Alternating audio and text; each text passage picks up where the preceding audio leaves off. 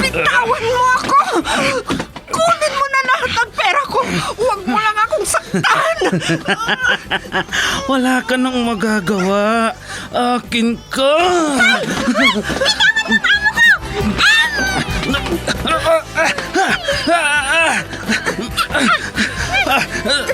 Sino kang pumulupot sa likod ko? Bumaba ka dyan.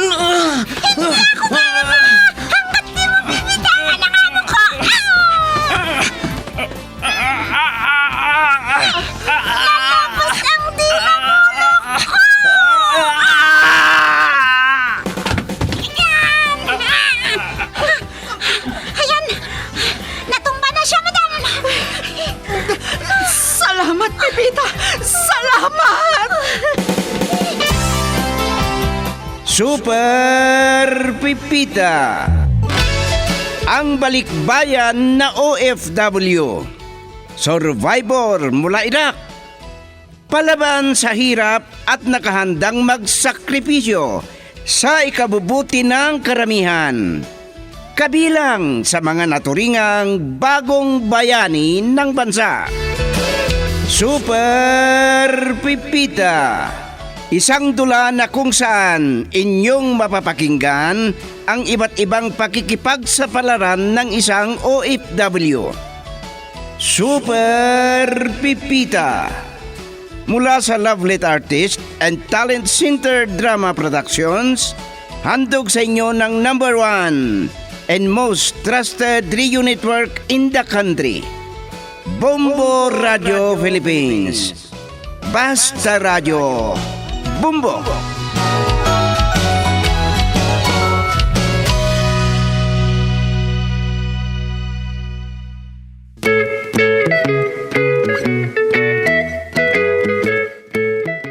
Ang nakaraan.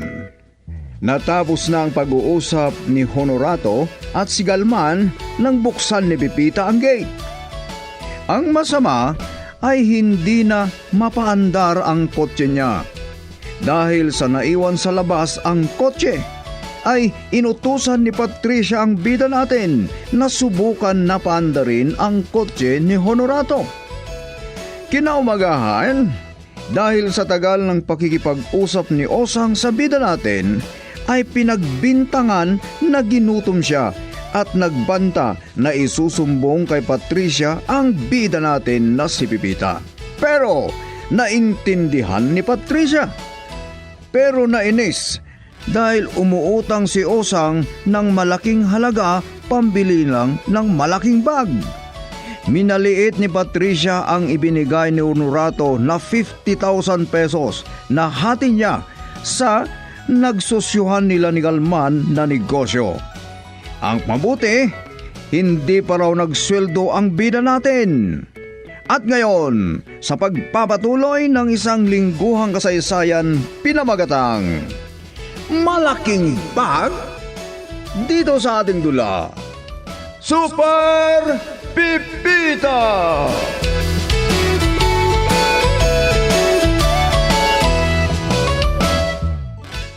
50,000 pesos, Patricia. Yan. Ito ang hati ko sa pinagsusyohan namin na negosyo kay Galman. 50,000? Oh, ang liit naman. Ano pa ba naman niya? Nagsisimula pa lang kami ni Galman. Tinatawanan mong malaking bag ni Monica. Pero maraming pera ang pinapakita sa akin. Pabayaan mo. Sa susunod, mas malaki ang ibibigay ko sa'yo. Ano pa nga bang magagawa ko? Sa bagay, malaki pa naman. At ang matitira, matsesweldo ni Pipita. Kung alam mo lang na malaki pa ang natira sa malaking bag. Patricia, ano yung sinabi mo? Hindi mo na swelduhan si Pipita? At ikaw ang hahawak ng libreta de bangko na pera ng negosyo? Ang galing mo naman na gumastos. Ano pa ang gagawin sa pera kung hindi ko gagastusin, ha? Kung ibinigay mo na ang pera sa akin, hindi na sa'yo. Iyan ang tandaan mo. Conjugal property, kung ano ang pagmamayari ng bawat isa. Sa ating dalawa yon. Ay, wala sa akin yan, Honorato. Hmm? Kung ano ang gusto ko na mangyari, iyon ang masusunod. Naintindihan mo? O baka naman gusto mong mag-away tayo, ha? Uy, eto naman. Sinasabi lang nila eh. Pera ang unang pinag-aawayan ng mag-aasawa. Paghihiwalayan nila kamo pa. Ano? Oh, bakit? Gusto mo na maghiwalay tayo? Ah, Oo, maghiwalay tayo ng igahan, kako. Gusto mo patulugin kita sa loob ng kotse mo, ha? nakatihaya ko sa loob ng kotse. E di, sasakit ang buo kong katawan kinaumagahan. Anong pakialam ko? Naku na. Di doon ka umiga sa garahe. Ano? Gagawin mo pa akong kawawa na asawa mo, Patricia? E di mas maswerte si Dodong dahil may sarili siyang kwarto. Eh di, doon ka, makihiga sa kanya. At kahit kayo na lang mag-asawa.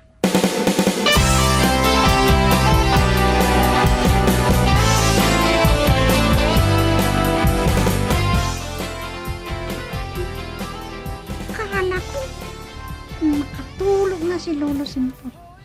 At parang may naglalakad. Parang galing siya sa kwarto ni na Sir Honorato at Patricia. Pepita, ang sama nung narinig ko. Magkatabi sa higaan sina Dodong at Honorato. Ano? Sinong henyo ang sinasabi mo? Sina Dodong at Honorato ang pinag-uusapan natin, hindi si Chickboy. Pero hindi ko alam kung sino sa kanila ang bakla. Ha? Hindi ko maintindihan ang sinasabi ninyo. Anong bagyo ang sinasabi mo? Ay, gusto mo bang magkaroon ng bagyo? Delikado. Ay, naku, bagyo na naman ang pagkaintindi niya. Matulog na nga kayo, Lolo Simpot. Ay, ano ka ba naman? Hindi pa ako inaantok. Kaya magbante ka, Pepita. Baka dumating yung bagyo. Habangan mo.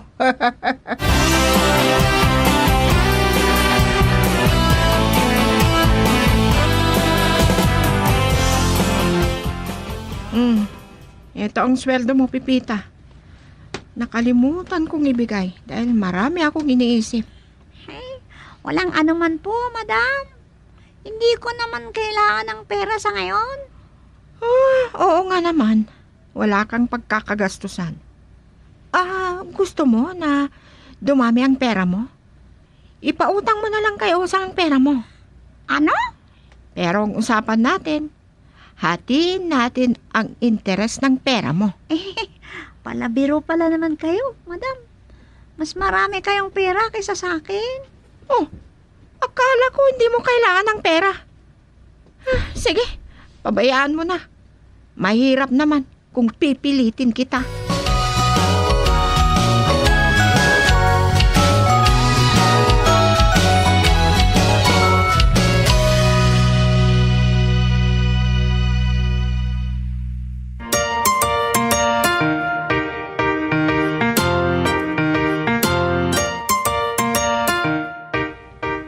Akala ko hindi ko na malalaman ang pag-alis mo. Naiiyak ako kung hindi ka nagpapaalam sa akin. Ano pa naman kayo, Daddy? Para kayong batang paslit na iiyak kung iwanan. Parang ganun nung bata pa ako. Lalo na kung di ka mag-iiwan ng pera na pambili ko ng candy.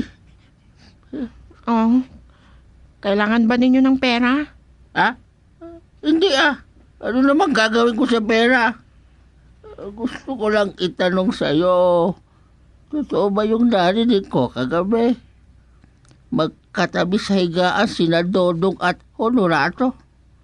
Ha? Sabihin mo, sino ang bakla sa kanila? Daddy, hindi sila magkatabi sa higaan. Iba na naman ang pagkaintindi ninyo. Tingnan ko kung tanggapin niya ang totoo. Si Honorato na lang ang kakausapin ko kung aaminin na bakla siya. O sige na. Bakla! Ay, Daddy! Daddy! Naku, hindi na ako pinansin. Ay, paano kaya mag-usap ang dalawang malilimutin?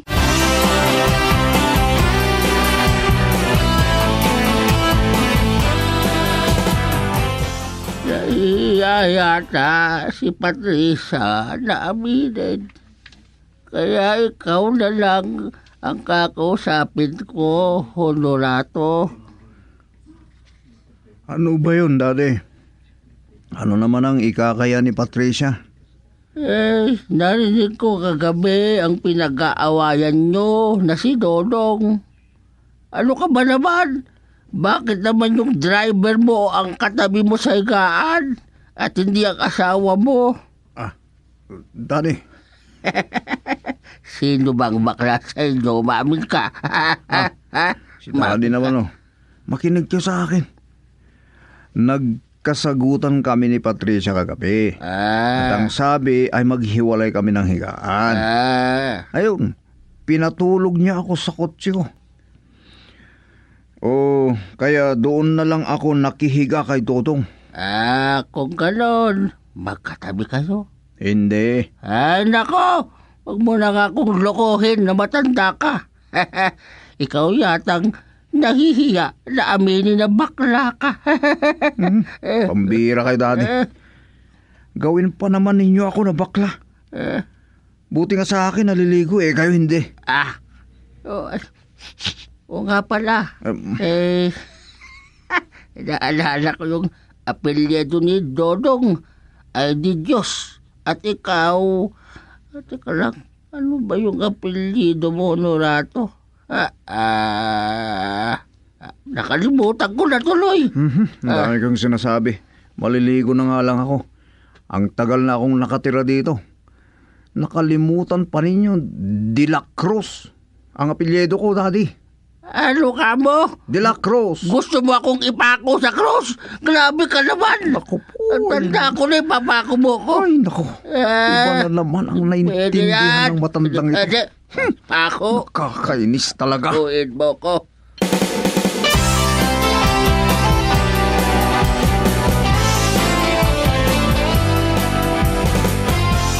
Maling kausap ang osang na yun. Siya pang sagabal sa paglabas ko. Siya naman ang may kailangan. Nagpapa-importante pa. Hindi ko na siya pautangin. Kung importante ang pupuntahan ninyo, madam, kung may tiwala kayo sa akin, iwanan na lang ninyo ang pera at ako nang magbigay sa kanya. Hindi pwede. Mag-uusap kaming mabuti. Pipilitin ko na lang na hintayin. At maalala ko pala, mabuti kung magkaintindihan kayo ni Daddy.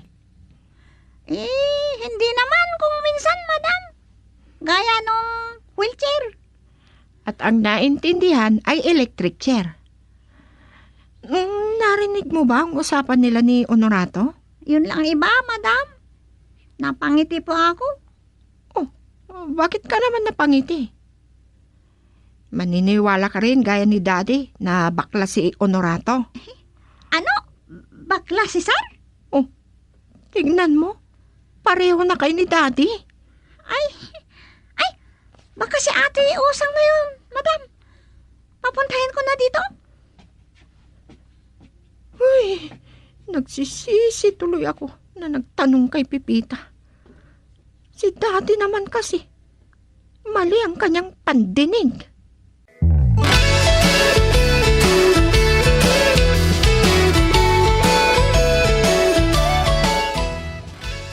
Marami akong gagawin dito sa opisina, Pipita.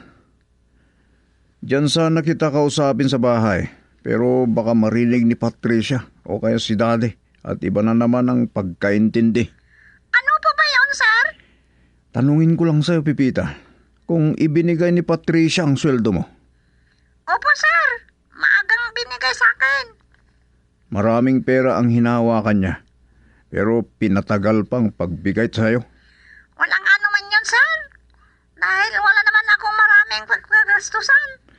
Mabuti naman kung ganon. Yan lang ang sabihin ko sa'yo. Sige, mag-ingat ka kay Daddy. May kulang-kulang yun. Ingatan mo siya o kaya tiisin mo na lang ang Daddy, ha? Opo, sir. Sige, bye. Ano ba naman? Mali yata ang sinabi ko.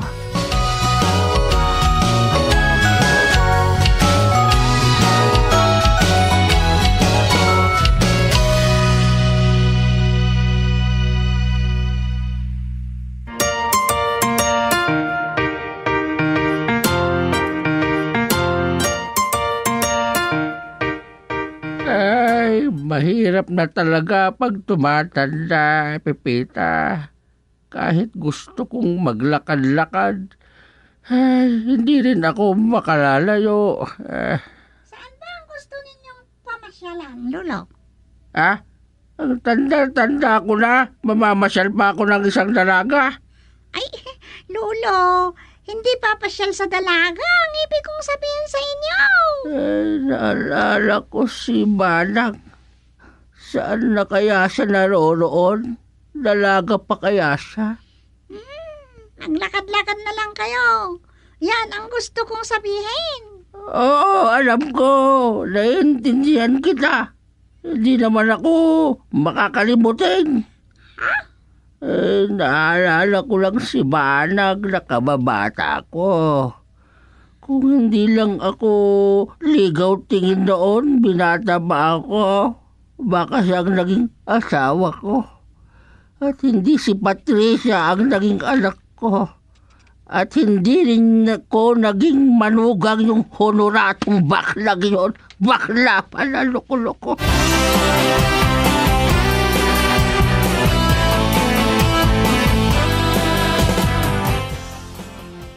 Kanina pa ako naghihintay ng tawag mo, Galman. Nagkita na tayo dyan sa resort mo. Kulang pa yan ang pera mo. At hindi mo natapos. Sige na, sige na. Bye.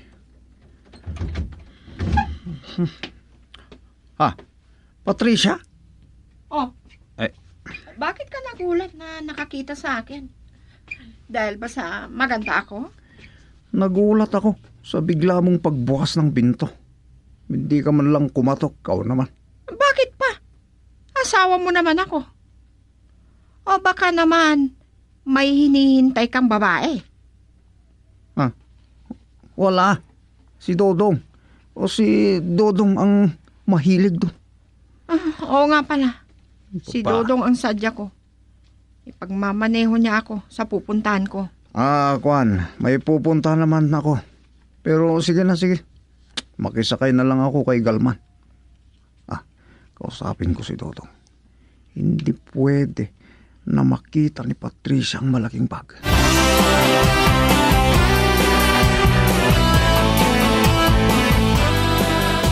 Ano ka ba naman, Pepita? Ang tigas talaga ng ulo mo. Sinabi ko na tawagan mo si Patricia dahil gusto ko siyang makausap. 3 beses ko nang tinawagan, pero hindi sumasagot. Nagri-ring naman ang cellphone niya, baka kung busy. Sinong busy? Busy mayor? Busy gobernador? O busy presidente? O busy presidente ng bilangguan? Ay, si Lolo naman, oo. Ay, wag mo akong... wag mo akong pinagtatawanan, Pepita. Ang tanda-tanda ko na. Ay, pag umuwi si Patricia, isusumbong kita. Ay, kahit alisin ka ng katulong. Wag po kayong magalit, Lolo. Paano na hindi ako mapangiti? Nagpapatawa naman po kayo. Sino ang nagsabi sa'yo na nagbibiro ako? Si Patricia ang pinag-uusapan natin. Busy ang sabi mo. Ano naman ang pakialaman niya? Kahit sino pa yung busy yan, wala siyang pakialam. Ang ibig ko pong sabihin, sabihin sa busy, Lolo, may ibang ginagawa. Parang ganon. Ha? Ano ginagawa? Alam ba niya ang gumawa ng bahay? Ha? Jesus Mariose. Bahay ginawa. Ay, may tinatrabaho, kako. Yun po ang ibig kong sabihin. Bahay. Ay, naku. Ang hirap Kaya talagang busy na kausap bahay. ang matandang Ano ito. kaya yun?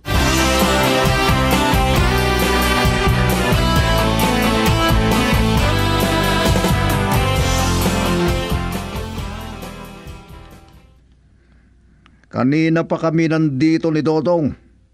Nagtatagal pa ba kayo dyan? Hindi bale.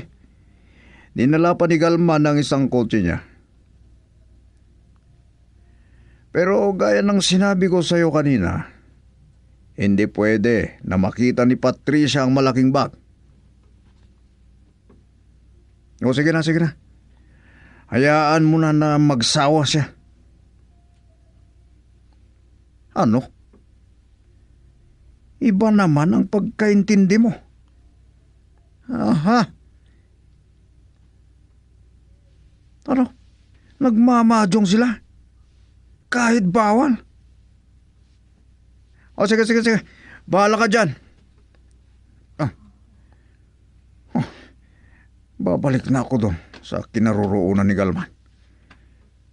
Pag-usapan daw namin ang plano niya sa hindi pa tapos na resort niya.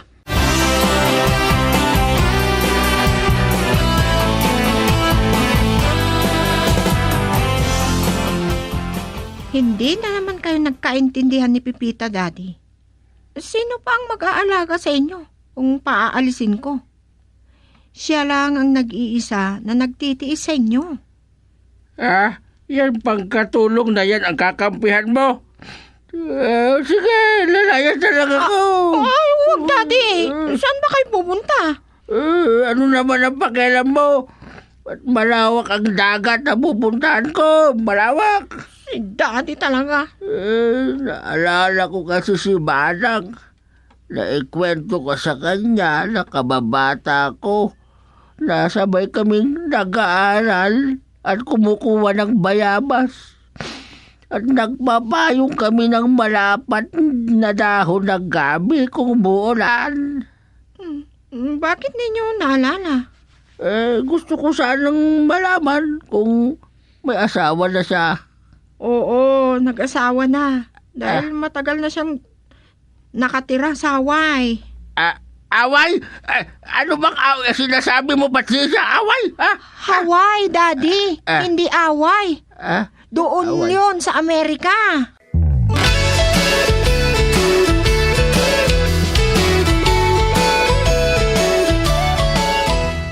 Ganon talaga si Lolo Simput, madam.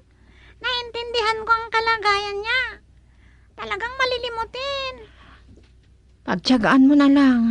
Dahil ikaw lang ang kasama niya dito sa bahay. Si Daddy ang inisip ko, kaya kumuha ako ng katulong. Makinig ka sa sasabihin ko. Maaga kang gumising bukas. Lagi naman po akong maagang gumigising. Linisin mo ang loob ng kotse ni Honorato. Dahil napakarumi. Ang dami niyang kalat. Sa labas lang kasi naglilinis si Dodong. Sige, madam. Hindi pala. Magdidilig ako ng halaman bukas. At linisan ko pati paliguan. Pati rin yung kotse ni sir.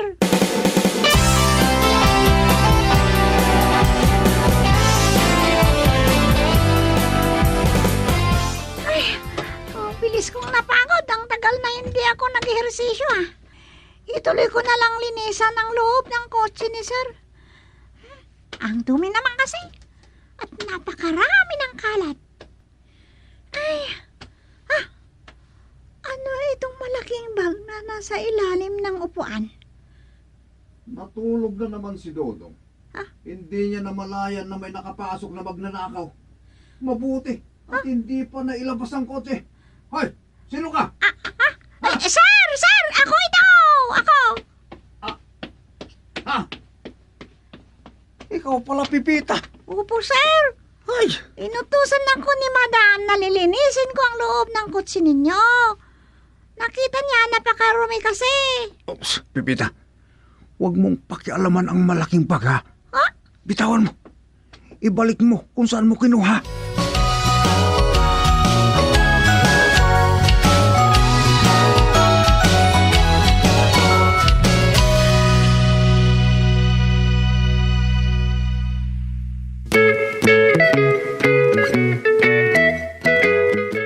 Ano ang susunod na mangyayari? Pakinggan bukas ang karugtong ng kwentong pinamagatang Malaking Bag dito sa ating dula, Super Pipita. Inihandog sa inyo ng #1 and most trusted source of news and information, Bombo Radio Philippines, Basta Radio. Bombo!